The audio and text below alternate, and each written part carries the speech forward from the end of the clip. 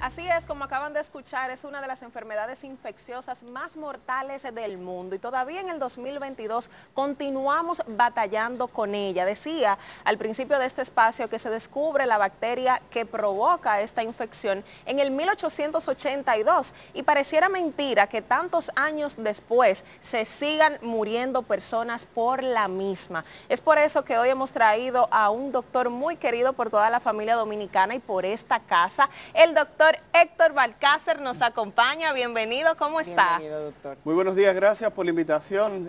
Romero no me ha vuelto a llamar porque el COVID bajó. Pero nada, agradezco realmente no haber tenido que venir a hablar mucho porque eso quiere decir que las cosas marchan más o menos bien. Así Yo es. estoy más o menos como el señor del COE, que cada vez que la gente me ve en la televisión es porque está pasando algo malo. Entonces, por tal razón, nada, vamos a hablar un poquitito de tuberculosis hoy. Sobre todo porque, como hacían ustedes de manera de introducción, es una enfermedad que todavía al día de hoy mata cerca de 1 millón de personas al año. Qué triste. Entonces, Doctor, vamos a explicarle a la gente Claro. lo básico, qué es la enfermedad y porque sabemos que, como estábamos conversando ahorita, está estigmatizada, la gente no conoce de qué se trata. Miren, lo primero que yo le diría a ustedes, y fue lo que hicimos detrás de cámara, es si alguno de ustedes ha escuchado que una persona se diagnostica con tuberculosis en el país. Y la realidad es que ustedes mismas me dicen que no conocen a nadie que lo hayan diagnosticado con tuberculosis. Sin embargo, en la República Dominicana todos los años se diagnostican entre 3.000 y 4.000 personas con tuberculosis todos los años. ¿Cuál es el problema? Que la tuberculosis, antes de que apareciera el VIH, era esa gran enfermedad que estigmatizaba, era esa gran enfermedad que le ponía el mote a la persona de ser una persona marginal, de ser una persona de pocos recursos.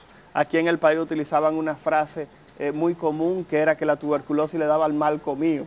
Esa era la frase que se utilizaba. Entonces, cuando se hablaba de pobreza, se asociaba a la tuberculosis y eso ha generado que muchas personas al momento de hacer el diagnóstico, de hacerse el diagnóstico, las mismas simplemente se retraigan para evitar que las personas en el entorno lo puedan conocer y lo puedan justamente señalar por estar padeciendo este proceso. Doctor, ¿cómo puedo contraer tuberculosis? ¿En qué escenarios pudiera suceder esto? ¿Y cuáles son esos primeros síntomas? Mira, lo primero que hay que llamar la atención sobre la parte de la tuberculosis es que independientemente de que la tuberculosis puede afectar cualquier órgano o tejido en el organismo, exceptuando los dientes, las uñas y el cabello, a usted le puede dar tuberculosis en cualquier sitio del organismo. Le puede dar tuberculosis cerebral, tuberculosis ocular, tuberculosis en la piel, tuberculosis en el riñón, tuberculosis en el intestino.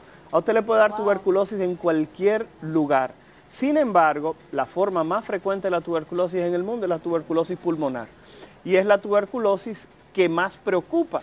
¿Por qué razón? Porque cuando una persona entra la micobacteria tuberculosa a su organismo, se aloja en el pulmón y genera un hoyo, o genera una gran cantidad de bacterias en ese lugar, cada vez que la persona tose, ¿qué ocurre? Las bacterias salen al medio, usted la puede respirar y entra en contacto con el microorganismo. Y me contagio. Y te puedes contagiar y presentar enfermedad. ¿Cuál es la ventaja? Que realmente la tuberculosis se aprovecha de las personas que tienen un sistema inmunológico debilitado. Y luego de muchos años de que la infección por tuberculosis había disminuido en muchos países en el mundo, ¿qué ocurre?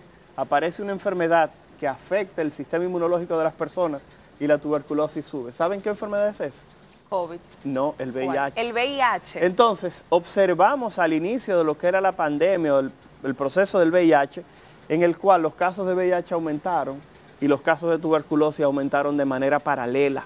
Entonces, ¿qué ocurre? En muchos países lo que se está tratando de hacer es controlar el VIH para también de manera concomitante bloquear lo que es el incremento en los casos de tuberculosis. Y es tanto así que en el día de ayer, la Sociedad Dominicana de Infectología, junto con el Ministerio de Salud Pública, la doctora Mónica Torman, que es una de las mayores autoridades en el país sobre el tema de tuberculosis y VIH, dictó una conferencia justamente llamada así, tuberculosis y VIH, porque son dos enfermedades que hoy en día van muy de la mano. Y una gran parte, y déjenme decirlo así, si una persona se diagnostica con tuberculosis, el próximo paso es hacerle una prueba de VIH.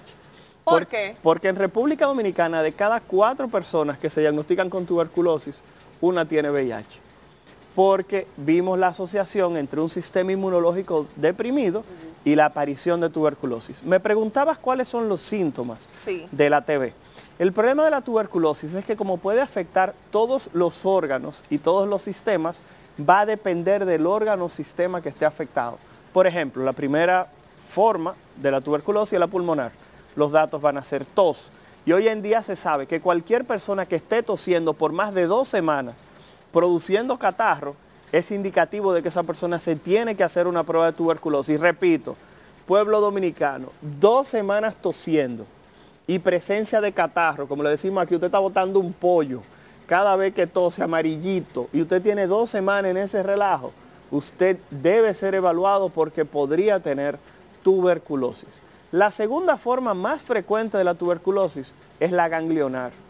Y uno de los diagnósticos diferenciales son estas personas que presentan ganglios en el cuello y en otras partes del cuerpo.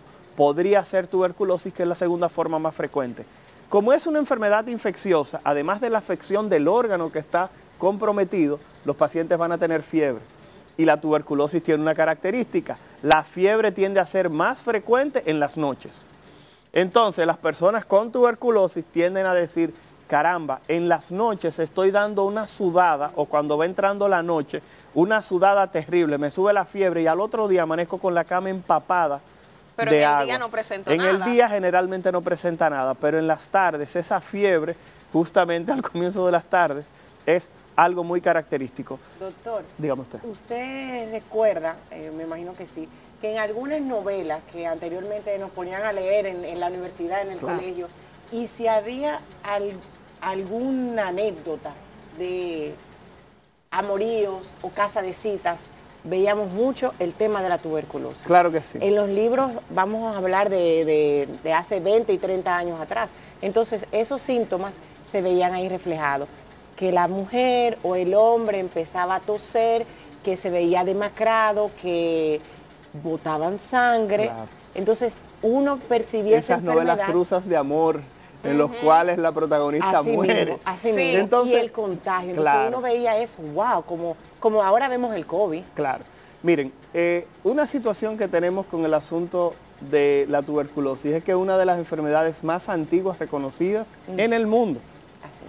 Hay momias de 2000 y 3000 años que tienen lesiones a nivel de los huesos, que cuando se hace el análisis, esas momias padecieron tuberculosis. Y usted sabe lo que me preocupa. Ahora le agregamos esta pandemia por la cual aún atravesamos, que es la pandemia del COVID-19, que ha pasado con los enfermos de tuberculosis en medio de esta crisis sanitaria. Tienes una de las grandes preocupaciones y son esas enfermedades crónicas, porque la tuberculosis es una enfermedad que necesita tratamiento por varios meses. Estamos hablando de una patología que, dependiendo cuál sea el estudio que se busque o dependa qué órgano esté afectado, el tratamiento puede ir desde 4 meses hasta 2 años.